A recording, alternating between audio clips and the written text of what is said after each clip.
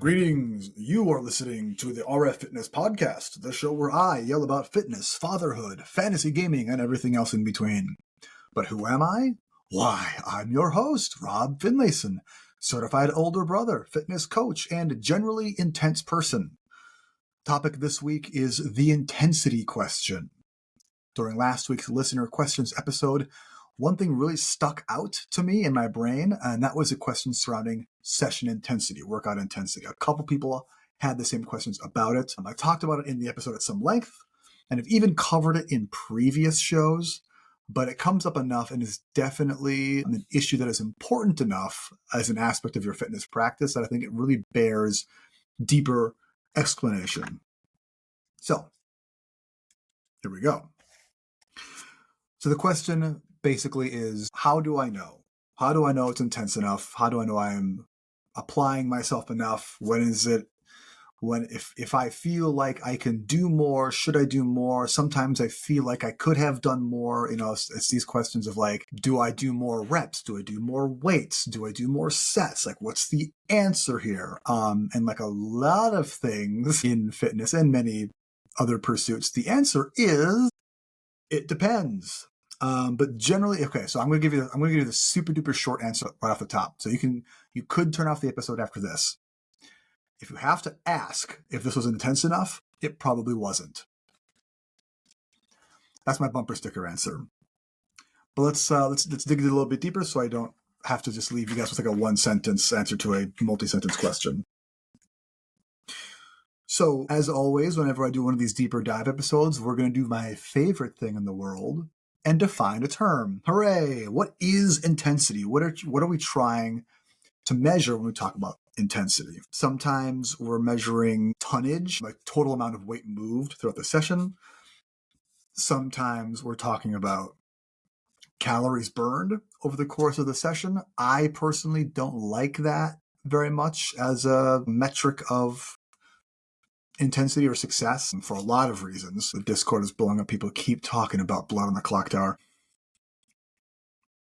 Sometimes we talk about RPE, the rate of perceived exertion. I like that one a lot, but it's a bit more advanced, I think. So if you're someone who's not regularly very in touch with your body, or you don't have like an athletic background, or you're not used to exploring sort of the limits of what you can do physically, RPE, what's good about it is that it is very subjective, but because of that, it can also be difficult to truly see, is like, because it's out of 10 scale, like, is this a 9, is this a 10, or is it really a 5 and I'm just scared of trying harder than that? But the long and short of it is that what we're measuring with intensity is actually effort. Are we putting in sufficient effort to get out of this workout what we want? What do we want out of the workout? We want to make change happen. You want to get stronger, or again, you want to burn calories and do weight control, or you want to improve your cardiovascular endurance, or you want to have bigger biceps, or you just want to sweat. Sometimes you just want to get it out of your system. Sometimes you're just really mad or upset, and moving around and sweating a lot is something that helps you with that. And maybe that's something you want to do. If that's your case, you're probably not worried about, is this session intense enough? You're probably just worried about, am I getting out of it? Am I putting into it what I want to? So let's define a term, my favorite thing. So what is intensity? Exactly. What are we really trying to measure here when we talk about intensity? Sometimes we talk about tonnage or calories or RPE, tonnage being the total amount of weight moved. Like if you bench press 100 pounds 5 times, that's 500 pounds of tonnage, right? I like tonnage a lot, actually, just because it's fun, and I'm a weightlifter sort of brained person when it comes to effort and intensity. I really liked, there's this old website called whatanimaldoyouevenlift.com. It's defunct now, but you would go in there and plug in like however much weight you just lifted, and it would give you like, oh, you just lifted like a baby orca or like a full-grown seal. There's a lot of marine animals, like an adult black bear. It was fun to see that stuff. So for that reason, I like tonnage, and because it's a good indicator of effort put forth. A lot of people look at calories burned as like the metric of effort. I do not like this or encourage it. I think that for so many reasons, using calories as a measurement of effort leads to, let's say, unsustainable expectations or just like bad habits. There's a lot of when you start measuring calories burned, for one thing, it's very unreliable. Because one, there's no way to accurately measure how many calories you're burning, just straight up. And there's not a thing that does that in a way that is accurate enough to really matter. If you're tracking your calories burned, chances are you're tracking your calories intake as well. And then this creates like a feedback loop as far as ins and outs that, again, due to inaccuracies, leads to a not success state. Chances are, if you're tracking your calories as closely, your goal is weight control. And if you are working out just to burn calories and leveling that against your calories consumed, and your calories burned is inaccurate, and your calories consumed is usually underreported, even unintentionally, you're still going to be gaining weight as you go. And all of a sudden, you're 2 months in and you're like, I've been tracking my calories burned, I've been tracking my calories eaten, and I'm still gaining weight. What's happening? Fitness doesn't work. I am broken. Launch spiral, right? A lot of reasons I don't like calories. That's just one of them. Calories is a measurement of effort. RPE is probably my favorite one. That's the rate of perceived exertion. I've talked about that a few times. It is a 1 to 10 scale subjective measurement of intensity. Right? How hard are you working? 1 being I'm basically asleep. 10 being this is an impossible task. I have had a few workout sessions that are RPE 10. Those are usually ones where I just can't finish it, where I push myself so hard, or the goals that I have set are too high, or it's just like to do so would result in a flagrantly injurious state during the session, and that's not what we're trying to do here. The magic number for RPE exists in that last 70%, like the 7, 8, sometimes 9 level on that RPE scale. I talked about this a little bit in my my resistance training manual a little bit. But what all of these are getting at, what we're really reading into is effort put forth of intensity. I'm going to try not to sidebar too long about effort and its importance, but here I go anyways. When I specifically talk about fitness and what it takes to be successful in meeting your goals and finding that flexible success state, what I've talked most often about, I think, is frequency. The ability to come in and touch iron with a high frequency over the course of the week, right? Within those instances of iron touching, what's most important during that 30 to 60 minutes time span is effort. How hard you're pushing yourself, right? And I think that's where a lot of the questions come from, is because people don't always know when is it too hard, when is it not hard enough, like what's that limit, like what is enough effort, what is enough intensity, and there's a conversation to be had around that as well. So what we're doing when we work out, when we do a training session, is we're introducing stress intentionally, a dose, if you will, of stress. And the reason we're dosing stress is to stimulate adaptation, to trigger physiological adaptation from your body. Stress exists in many, many forms, and you are able to almost passively adapt to many, many types of stress. Your body kind of just gets used to it. And it's not always a healthy way. So let's see, for instance, if you have a job where you sit down a lot and you're leaning forward and you hunch your shoulders, you're typing a lot, your body's under the stress of being in this, frankly, unnatural posture for most of its awake time. And then it adapts to the stress of being in this hunched position, and your back gets tight and sore and your hips lock up, because this is a thing that is happening to your body most often with the highest frequency, so it adapts to that. Adaptation for the body is very energetically expensive, so physiologically your body, the survival machine that it is going to expend the least amount of energy and effort to make basically the path of least resistance happen for an adaptation, which is why the adaptation to hunching over a lot is for your back to get tight, because it just lets your body just lets your low back carry all your weight for a really long time. And that's why your back gets so creaky when you sit down too much, among other reasons. So yeah, anyways, like I was saying, stress versus adaptation. You need to dose enough stress to drive adaptation without overdosing stress and burning out or getting sick or becoming injured. There's a sort of alive math that you have to be able to do yourself, sometimes in real time, to find out if this is intense enough. And again, I'll go back to the top of the episode. If you have to ask, was this intense enough? It probably wasn't. You will know. You will know. It has to be like in that moment, because if it's one thing, so like weightlifting is a good example of this, I think, of realizing effort in the moment versus type 2 fun, basically, which is it's fun after you're done. Like all the times that I've ever PR'd on a deadlift, let's say, I think that the most I've ever deadlifted in my entire life was like 375 pounds for like one rep. Grinding out that single rep felt like it took a fucking year. But the second it was down on the floor again and I let go, I was like, that felt great. I'm fine. I could have done that. I could do that again. I couldn't do it again. My body is taxed. But for whatever reason, my body, like I don't feel like the effort was there. So I can see where some people would say, like, I finished my workout and I'm not actively dying, right? Like I'm not laid out on the floor. Was that intense enough? So yeah, it can be confusing because you're sort of getting mixed messages between like what your expectations are, what your body is telling you, and sort of like what you want your body to be telling you, I guess, right? Like you want to feel a certain way at the end of your workout, which is, there's nothing wrong with that. It's certainly a very common thing to want to feel a certain way after your workout. So like pleasantly tired, not pleasantly, but like, you know, there's a sort of pride in fatigue, which I think is good. I think that's healthy. Moving on.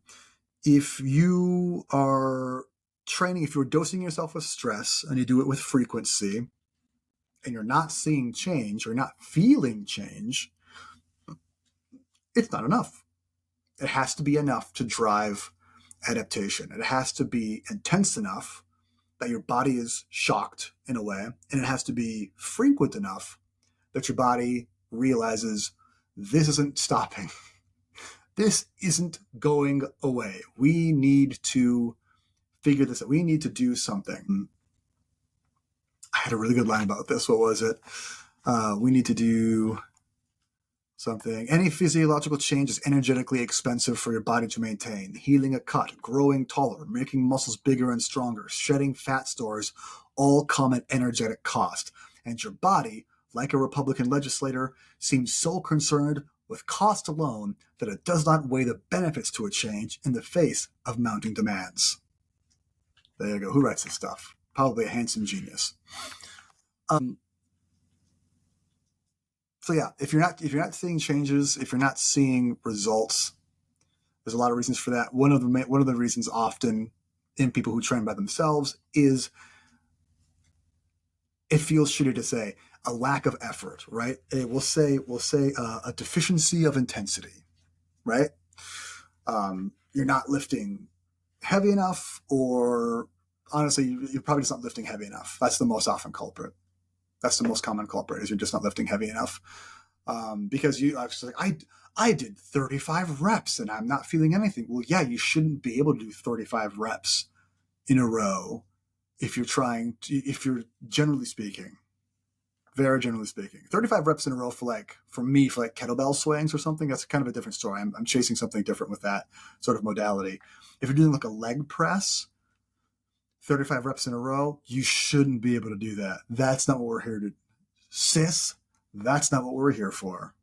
You need to be able to do 15 or less reps. If you can do 15 reps, it's not heavy enough for something like that. For again, very general weightlifting advice. If you can do 15 reps, it isn't heavy enough. It is not intense enough. In order to drive, here we go. Rep ranges in fitness is something that is argued about a lot within the sphere. But if we can step back from that and sort of view things in a more objective, more scientific sense, and not in a, this is what all the bros in the gym say sense, we can actually glean some good information. So here we go. Rep ranges, and these are directly correlated. I'm tapping my fingers in excitement. Ooh, my hyperfixation. Rep ranges, these are directly correlated to the amount of weight that you lift or the intensity of an exercise. Weight is often called intensity in scientific studies. So if we have an intensity of, let's say, maybe an RPE, let's say of 9 or 10, 8 or 9, that rep range for pure strength is going to be like a 1 to 4. So this is like powerlifting. This is that deadlift. This is that bench press. This is that barbell squat or something that you can only do it like 2 times safely with good form. And that is the most your body can do right now. That's pure strength, pure power generation, your body's ability to exert force in a direction against gravity. If we look at like a 5 to probably 8 range, we get more into like a muscular strength, less than power. So strength and power is kind of a different conversation to have there. So power will be that 1 to 4 range. Strength is that 5 to 8 range, where you're training the muscles to be able to do something repetitively. If we're talking about like pull-ups is a good example. If you can get to like 5 to 8 pull-ups, you're pretty darn strong. Overhead press, again, the same thing with a deadlift or a bench press, whatever. You're training muscles to get strong. You're going to see some muscular growth called hypertrophy with the 5 to 8 rep range. Not a lot. You're going to be getting more strong than you are going to be getting big. So we're on a strong to big spectrum so far. Further down that spectrum, on the rep ranges of, let's say, 8 to 12, maybe 8 to 15. I think 12 is usually where it cuts off. 15 we can include it just because it's nice to invite more people to the party.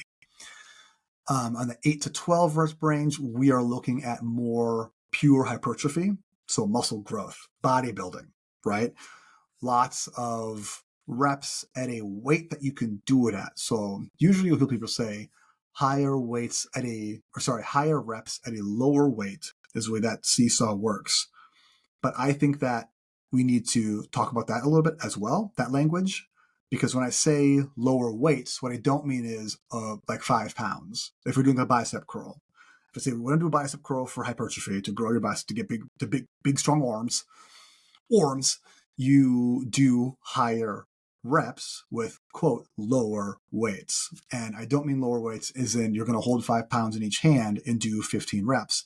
That's not enough to stimulate physiological response. Lower weight is something that you are able to do just barely that 12 to 15 range, right?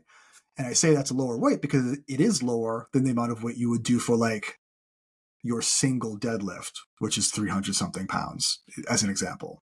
Your deadlift might be more than that. You're probably stronger than me for listening to this. Good job.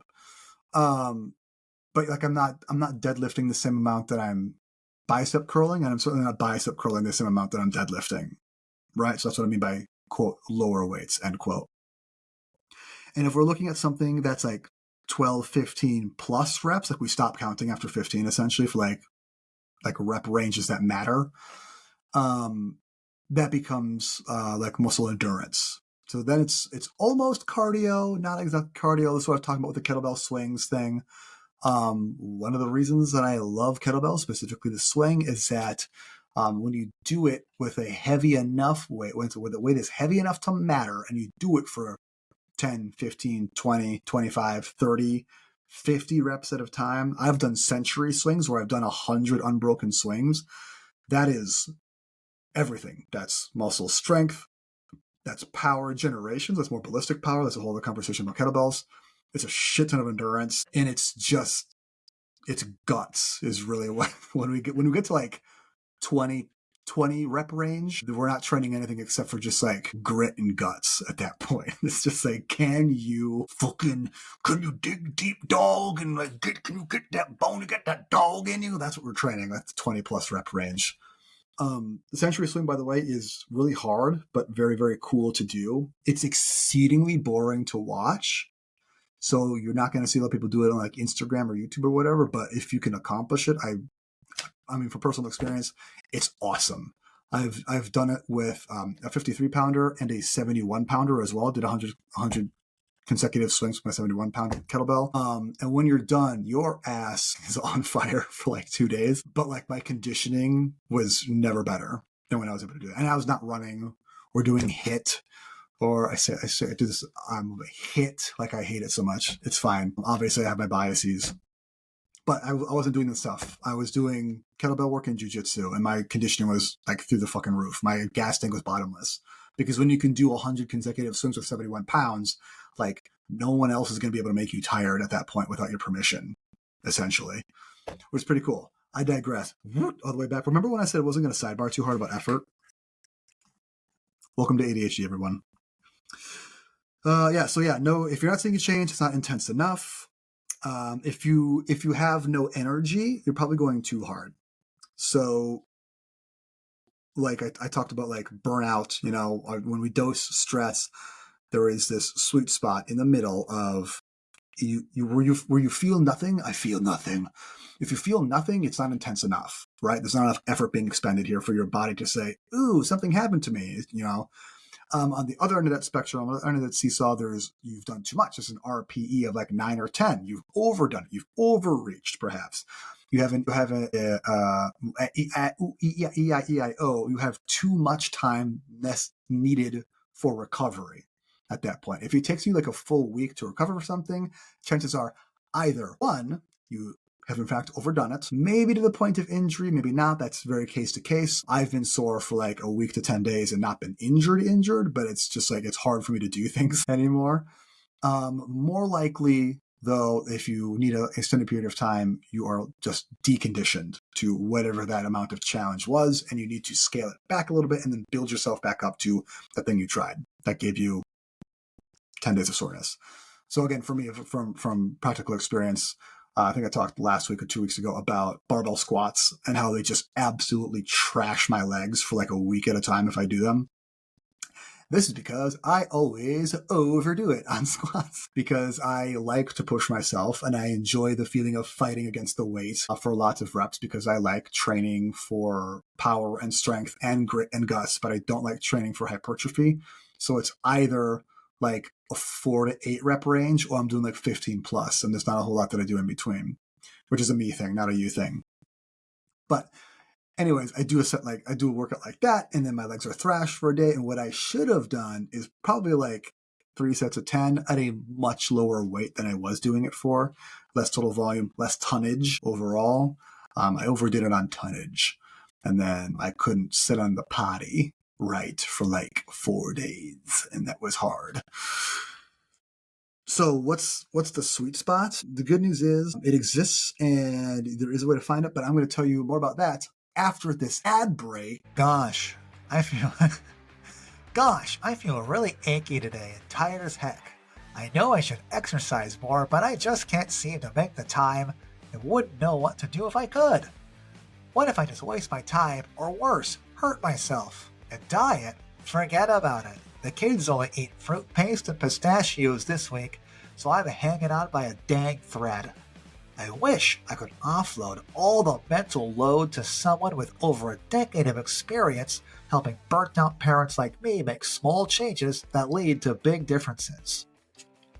Well, now there is! RF Fitness is the online, in-person, and now hybrid fitness coaching service that brings simplified, no BS health and fitness information to you at your pace, built for your life, and with options to fit your budget. I have helped expecting mothers, toddler parents, busy CEOs, black belts, craftsmen, and more to set, meet, and exceed their goals since 2012. I'm actively seeking new clients for one-on-one hybrid and in-person coaching, and there's always room for more on my online personal training stable and on the team workouts. You can head to rffitness.net or click on the link in the show notes to learn more and schedule your free consult with me today. Wow, what a good ad break, guys. You should definitely give that person your money. Anyways, what's that sweet spot? So this is going to be a little bit different for seasoned versus unseasoned, we'll say athletes. Worker outers doesn't sound quite right, so I'm going to go ahead and call you an athlete, listener.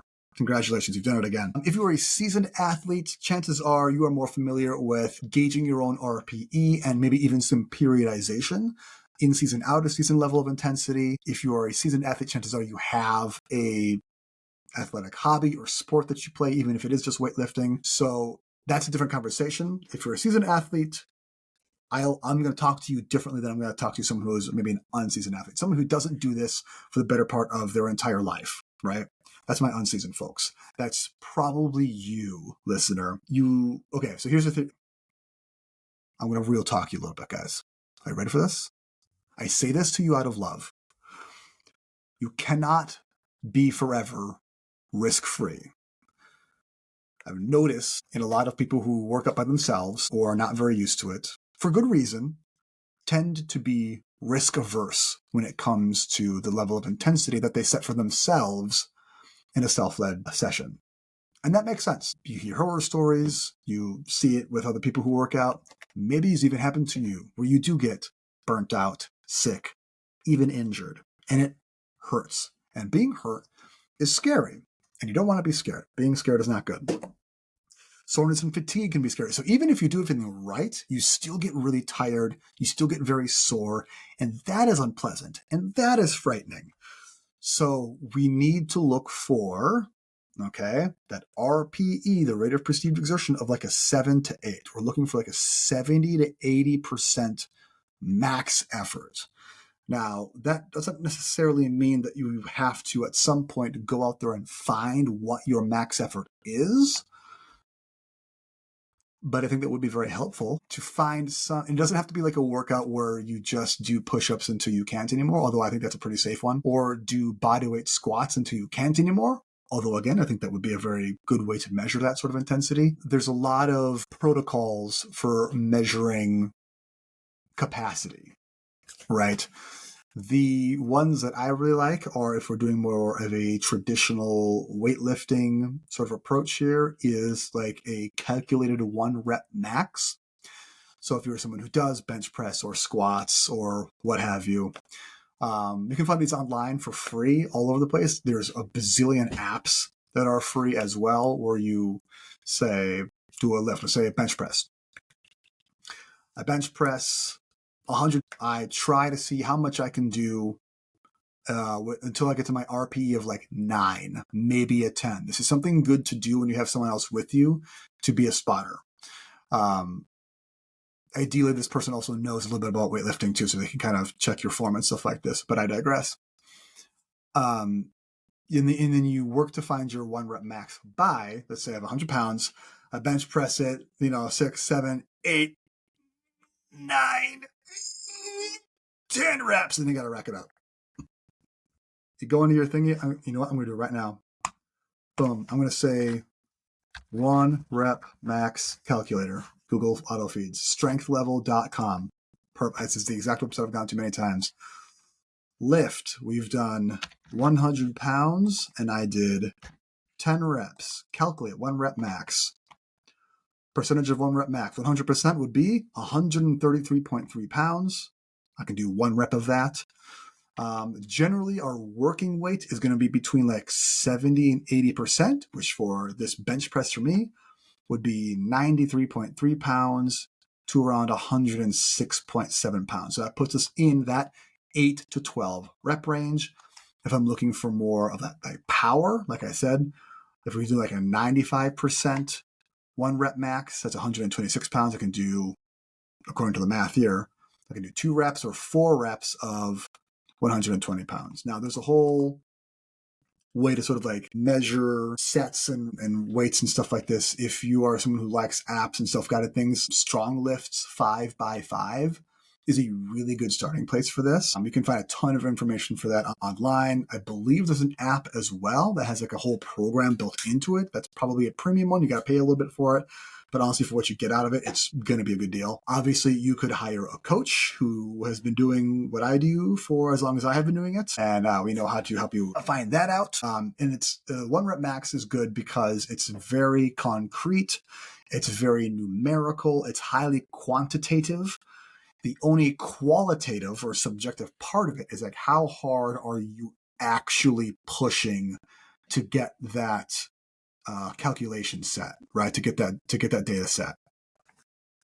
And generally, when you're with a friend or a trainer or a coach or whatever, you're able to push yourself a little bit harder. There's science behind that when there's other people around, you are able to do more because humans are social animals and having people around is a superpower. That's a whole other conversation again. Although I will digress here really quick, my favorite apocryphal piece of research about that, I'm not sure if it's real or not, is that they did some study, I think on Chess Press, with a bunch of college age guys, because that's who you do these studies on, is college students, because they're free and they're running it, nothing else going on. And they said they set like your baseline for like what's your bench press 5 rep maxes or whatever, and they did it when there was other people around, and there was an increase of like 3%, and then they did it when there was just other dudes around, and you saw a slightly higher increase, like a 5 to 7%, and then they did it when there was women around, and they got like a 7 to 8% increase. So like, it's exactly what you think. Like when there's babes around, you're gonna push more weight, more plates, more dates. Everybody knows that. That's math, baby.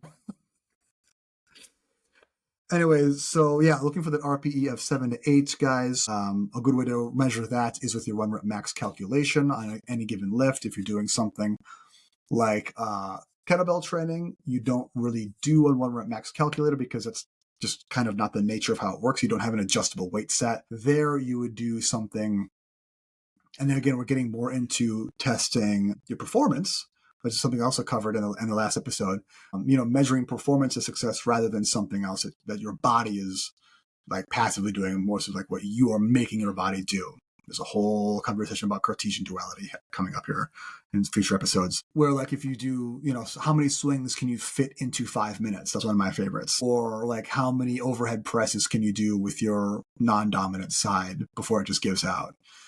And as long as you are able to like command the weight and move it safely, like something like that, I find is pretty safe and reliable. You will get pretty sore for days because what you're doing is you are like macro dosing that stress. You're pushing your body's systems, your delts, your glutes, whatever, to their functional maximum. And they are not conditioned to that because you don't train to failure every time, right? If you spend a lot of time online or reading about fitness, specifically weightlifting, probably bodybuilding, sometimes you'll see conversations about training to failure come up. I have my own opinions on that. I think that training to failure is something that can be very effective for certain populations with certain goal sets. If you're listening to this show, that probably isn't you. If you are in your 30s and you don't have all the time in the world to spend recovering and resources to just eat and drink and sleep, training to failure with any kind of frequency is probably not going to get you the gains that it would have when you were in your mid to low 20s and you had a lot less just aggregate stress in your life.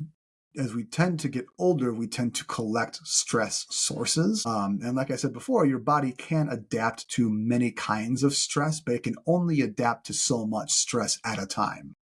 And then things start breaking down. You develop poor habits, not really intentionally, but it's just like your body seeks coping mechanisms. Your body seeks homeostasis. That is a physiological state of balance. And the balance can be adjusted. You can find new states of homeostasis, but sometimes what your body decides is the new homeostasis is not like long-term healthy for you. That's a whole other conversation. I have to honestly do a lot more reading to give you a more detailed, exploded view of that than I am able to right now. So I simply won't. But if we go back to frequency, because I like to relate things, because I want to leave you guys with some actionable intelligence here, something you can like start doing soon. I would say the minimum frequency of sessions should be twice a week. I would put the maximum at 6. I would say the functional maximum I would usually do is 5 per week. Your intensity, the effort you put forward, isn't going to be the same every time you do it. Okay, so like the more, this might be common sense, but I digress. The more sessions you do, the more variance and intensity you're going to have session to session. If I'm working out 5 days a week, I can't afford to have an RPE of 8 or 9 in every session. I can afford to have an RPE of 8 or 9 in probably one session if I'm doing 5 a week. The other ones have to be like 6, 7, maybe 8, right? I can do like a 9 and 8 and then a couple of 6s or 7s, right? If I'm doing twice a week, I'm looking for like an 8 or a 9 in both of those sessions because you're not getting as much frequency. So like there's still this like, how am I trying to say this? There's still like this total level of stress dose over the course of the week, and you're just pouring it into different cups. If you pour it into 2 cups, obviously they have to be more full. If you have 5 cups, you pour it into several different things. You can change it up a little bit. That makes a lot more sense than the M&M thing I was trying to get at last week. That was a shitty metaphor. I think the cups thing makes a lot more sense. And at the end of the week, at the end of the session, at the end of the week, if you think you could have done more, next time, do more. Which wheels us back to the top of the episode again. And I'll leave you with the bumper sticker. If you have to ask if it was intense enough, it probably wasn't. This has been the RF Fitness Podcast. Yes, I'm available for online coaching. To find out if it's right for you, you can head to rffitness.net. That's rffitness.net. And then scroll all the way to the bottom of that page to see what kind of coaching I offer. You should do the client application and hit join the party to jump into our community Discord server for free. Our theme music is Funk AF by Everett Almond, distributed by YouTube Studios. Thank you for listening, and as always, keep questing.